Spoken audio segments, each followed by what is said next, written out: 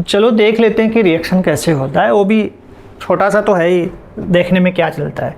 देखो रिएक्शन क्या है SN1 में। देखो क्या होता है कि रिएक्शन में ज़रूर बता रहा हूँ, लेकिन ऑप्टिकल एक्टिविटी क्या है उसके बारे में आपको जानना है। ऑप्टिकल एक्टिविटी का मतलब ये होता है कि कोई कंपाउंड्स है, if that will have 4 different groups और एटम, तो obviously the center atom is known as chiral and that whole compounds known as the unsymmetric compounds। तो कंपाउंड्स के लिए कंडीशन क्या है कि अनसिमेट्रिक होना चाहिए, कायरल होना चाहिए, इनेंशियोमर होना चाहिए, और ये जो इनका इमेज बने वो क्या होना चाहिए, नॉन सुपर इम्पोजिबल होना चाहिए। एक कंडीशन है। नॉट नेसेसरी कि ये हर कोई मॉलिक्यूल रखे ही, क्योंकि कुछ मॉलिक्यूल अगर रख भी रहा है ना तो भी वो क्या होता है, ऑप्टिकली इनएक्टिव हो जाता है, क्योंकि वहाँ कॉस पॉस हमें मिलता है। कॉस का मतलब होता है, यहाँ पे आप देखोगे सेंटर ऑफ एक्सिस बोलते हैं, पॉस का मतलब प्लेन ऑफ सिमेट्री बोलते हैं, कॉस का मतलब सेंटर ऑफ सिमेट्री बोल सकते हो, पॉस का मतलब प्लेन ऑफ सिमेट्री बोल सकते हो, फिर एक्सिस ऑफ सिमेट्री आ जाता है। जो ये सारे के सारे जो पार्ट्स होते हैं एलिमेंट ऑफ सिमेट्री के होते हैं, जो हम लोग डिस्कस करेंगे स्टीरियो में। अगर ये सारे कंडीशन है तो कंपाउंड ऑप्टिकल एक्टिव नहीं है। इसके अलावा जो मैंने बताया कि कंडीशन क्या होना चाहिए, कंपाउंड्स अनसिमेट्रिक होना चाहिए, कायरल सेंटर एटम रखना चाहिए, इनेंशियोमर होना चाहिए। इसके अलावा मैंने क्या बताया कि कंपाउंड्स एक दूसरे के मिरर इमेज का नॉन सुपर इम्पोज होना चाहिए। ये है क्या एग्जैक्ट मैं यहाँ पे क्लियर करूँगा, लेकिन उससे पहले कुछ रिएक्शन, क्योंकि SN1 SN2 के कंडीशन हमने देख ही लिए हैं, तो आप देख लो यहाँ पे कैसे। क्योंकि देखो सिंपल सा है, ऑप्टिकल एक्टिव भी मैंने बताया कि 4 डिफरेंट एटम या ग्रुप से होने चाहिए, लेकिन आपके पास जो रिएक्शन होगा बुक में, देखो टर्शियरी अल्काइल हैलाइड ले लो। अब आप बोलोगे सर ये तो कायरल है ही नहीं, क्योंकि यहाँ पे तीनों क्या सेम ग्रुप है। हाँ है, ये सिर्फ रिएक्शन दिखाने के लिए है, क्योंकि आपके पास अगर रहेगा वहाँ पे तो आप ले सकते हो। कंपाउंड अगर है, जैसे ऑप्शन में आया कि आपके पास 2 कंपाउंड है, एक क्या है अनसिमेट्रिक है और एक सिमेट्रिक है, और दोनों 3 डिग्री है, तो आपको ऑप्शन में क्या लेना है, अनसिमेट्रिक वाले, अगर 3 डिग्री है तो, क्योंकि SN1 यूजुअली उसी के साथ होगा, वो भी फास्ट। तो देखो फिर भी मैं एक रिएक्शंस का जो पैटर्न है मैं वो शो कर रहा हूँ। सपोज करो कि आपके पास यहाँ पे Br है, हैलोजन की जगह पे 3 डिग्री है ना, इसकी रिएक्टिविटी ज़्यादा होगी, क्योंकि स्टेरिकली रिपेल करेगा तो ब्रोमीन अपना इलेक्ट्रॉन लेके क्या होगा, निकल जाएगा। जो हमारा क्या होता है RDS स्टेप होता है, क्योंकि मैंने बता के रखा था ये क्या है, स्लो स्टेप्स है। एक किसकी रिएक्शन की बात मैं कर रहा हूँ, SN1 की, देख रहे हो ना आप।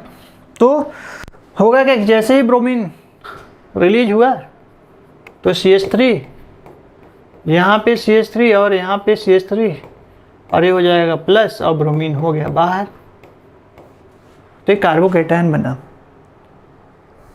तो ये जो कार्बोकेटायन बन रहा है, अब इसमें क्या था कि सामने से अगर देखा है तो ब्रोमीन था, और इसकी रिएक्टिविटी ज़्यादा होने की वजह से क्या हुआ, ब्रोमीन निकल गया, तो अब सामने से भी इसके पास प्लेस बच गए, फ्री हो गया, तो सामने से भी कोई न्यूक्लियोफाइल अटैक कर सकता है। क्योंकि आप जब प्लेन में देखोगे तो इसमें ब्लैक मतलब पीछे साइड में, बैक साइड में और फ्रंट साइड में, दोनों साइड में क्या होता है, स्पेस होता है, जिससे न्यूक्लियोफाइल आसानी से अटैक कर सके। तो देखो स्टीरियोकेमिकल एस्पेक्ट से अगर हम देखें, किससे, स्टीरियो केमिकल एस्पेक्ट से अगर देखते हैं, तो इसके बारे में भी हम डिटेल्स में डिस्कस करेंगे। राइटिंग नहीं बन रही है ना, देखो स्टीरियो केमिकल एस्पेक्ट्स। अगर इसके पॉइंट ऑफ व्यू से देखें तो देखो ये कार्बोकेटायन था, प्लेन में ले लो आप, यहाँ CH3 है, यहाँ CH3 है। एक काम कर लेते हैं ना, यहाँ पे आपको समझाने के लिए कायरल ही ले लेता हूँ। ये R1 है और ये क्या है R, तो इसमें से क्या हो सकता है, दोनों डिफरेंट हो सकते हैं, ठीक है। तो ये देखो ये प्लेन में हमने लिया है, प्लेन कैसे हुआ, इस तरीके से प्लेन में है, ध्यान से देखो, तो ऐसे ही लेंगे हम। अब इसके ऊपर क्या होगा, ये तो मैंने प्लेन इसलिए बना दिया जिससे आपको समझ में आए। तो देखो होगा क्या, यहाँ पे एक यहाँ लिया है, एक यहाँ लिया है, ये R'2 था, ये R'1 ले लो भाई। अब देखो ये फ्रंट है और ये क्या बैक है, तो यहाँ पर न्यूक्लियोफाइल कोई अटैक अगर करता है, फ्रंट में जाके कनेक्ट होगा, तो यहाँ पे जो प्रोडक्ट बनेगा ये आर डैश, यहाँ पे आर डबल डैश और यहाँ पे तो CH3 है ही, यहाँ जाके कनेक्ट हुआ न्यूक्लियोफाइल, तो इसे हम क्या बोलेंगे, रिटेंशन, क्योंकि सामने से अटैक कर रहा है। लेकिन आपको पता है जब ब्रोमीन सामने से निकलता है ना, तो कोई अपना जैसे होता है ना कि आप अपना घर छोड़ के नहीं जाना चाहते हो, मम्मी पापा की याद आती है, तो वैसे ही ब्रोमीन यहाँ आसानी से इसको छोड़ना नहीं चाहता, या कोई भी हैलोजन हो आसानी से इसको छोड़ना नहीं चाहता। तो पोलर प्रोटिक होने का मतलब क्या कि जैसे ब्रोमीन निकला, मान लो यहाँ से ब्रोमीन निकला, तो इसको चारों तरफ से क्या करेगा, हाइड्रोजन सराउंड कर लेता है और इसे फिर से अटैक करने से रोकता है, किसके ऊपर, कार्बन। इसीलिए यहाँ पर मैंने बताया कि पोलर प्रोटिक सॉल्वेंट की क्या होती है, ज़रूरत होती है, कि जो H+ है ब्रोमीन को चारों तरफ से सराउंड कर लेता है, उसे फिर से जाने से रोकता है।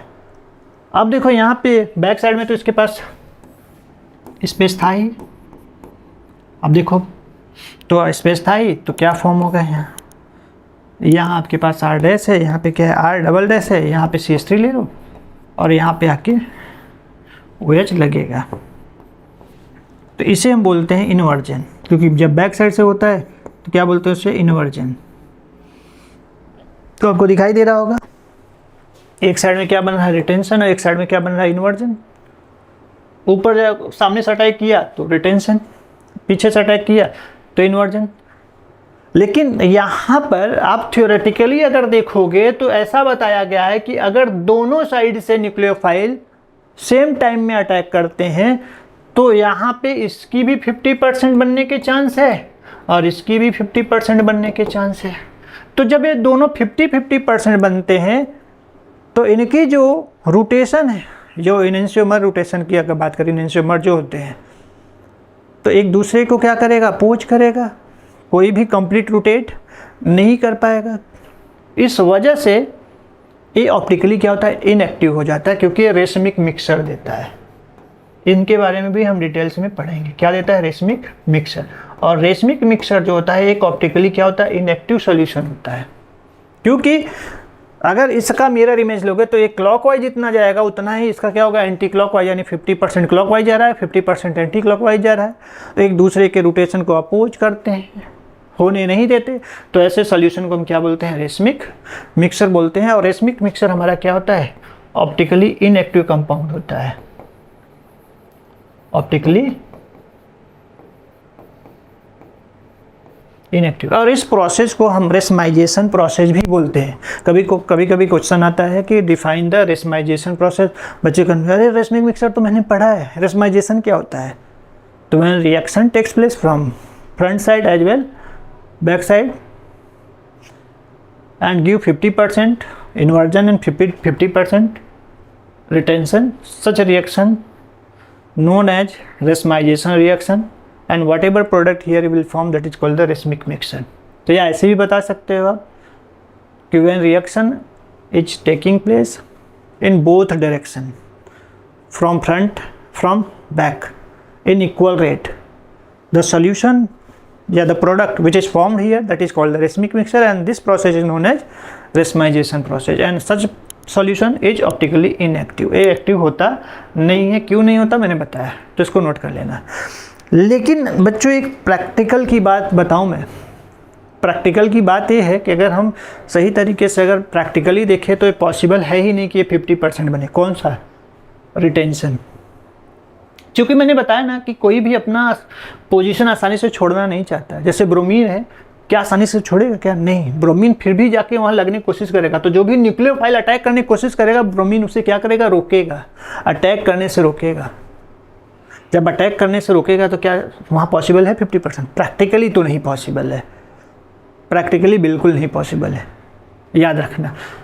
तो इस वजह से अगर हम देखें तो कहीं ना कहीं इसका 50% से कम रेशियो बनता है और इसका 50% से ज़्यादा रेशियो। लेकिन आपको ऐसा सोचना नहीं है, क्योंकि आप थ्योरेटिकली यहाँ पे देख रहे हो। आपके अगर एग्ज़ाम में आता है, चाहे आपका जेई हो, नीट हो या बोर्ड्स हो, आपको क्या लिखना है, 50-50%।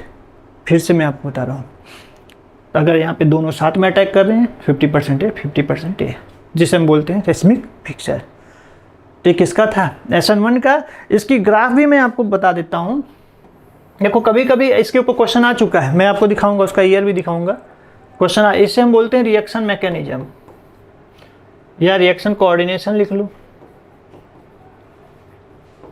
और ये एनर्जी प्रोफाइल डायग्राम है, potential energy profile diagram. Suppose करो कि यहाँ पर आपका रिएक्शन होने का स्टार्ट, ये है रिएक्शन जहाँ पे हमारे पास टर्शियरी अल्काइल हैलाइड है। कौन सा अल्काइल हैलाइड हमने लिया है, टर्शियरी मान लो। अब रिएक्शन में जैसे ही कोई न्यूक्लियोफाइल अटैक करेगा, अब दिखाई दे रहा है आपको, चलो थोड़ा बड़ा देखता हूँ, लिखता हूँ यहाँ पे। मान लो R है, C है, R है और यहाँ पे हमारे पास X है, आप देख रहे हो।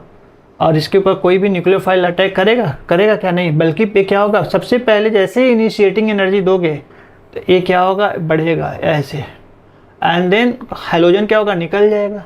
तो हैलोजन जैसे ही निकलेगा तो यहाँ पे जो बन रहा है वो कार्बोकैटायन बन रहा है। क्या बन रहा है, कार्बोकैटायन। क्योंकि कार्बोकैटायन बनते ही एनर्जी क्या होगा, कम हो जाएगा, एंड देन जैसे ही फिर से कोई न्यूक्लियोफाइल अटैक करेगा फिर एनर्जी क्या होगा, बढ़ेगा, एंड देन फाइनली क्या होगा, कम हो जाएगा। अब देखोगे तो देखो क्या इसमें दो आपको पिक मिल रहे होंगे, एक ये वाला पिक मिल रहा है और दूसरा दिस वन। दोनों पिक में क्या एनर्जी का डिफरेंस है, पहले वाले का पिक कुछ ज़्यादा ही बड़ा है, दूसरे का कुछ छोटा है।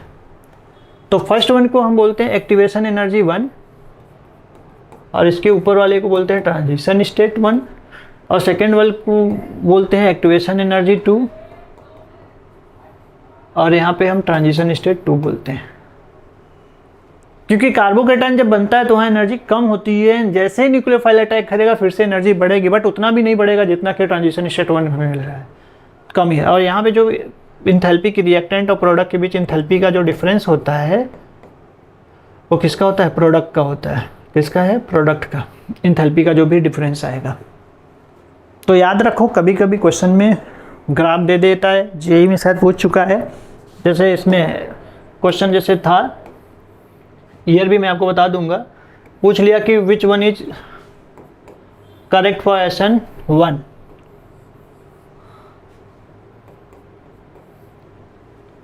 ठीक है, इसको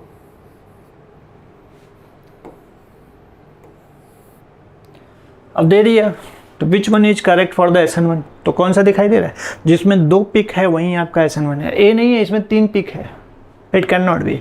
इसमें 1 पिक है, it also can not be, तो कौन सा है, दिस वन। ये ग्राफ रिप्रेजेंट करता है किसको, SN1 को, याद रखना। तो इसके ऊपर भी मैं क्वेश्चंस दूंगा आपको।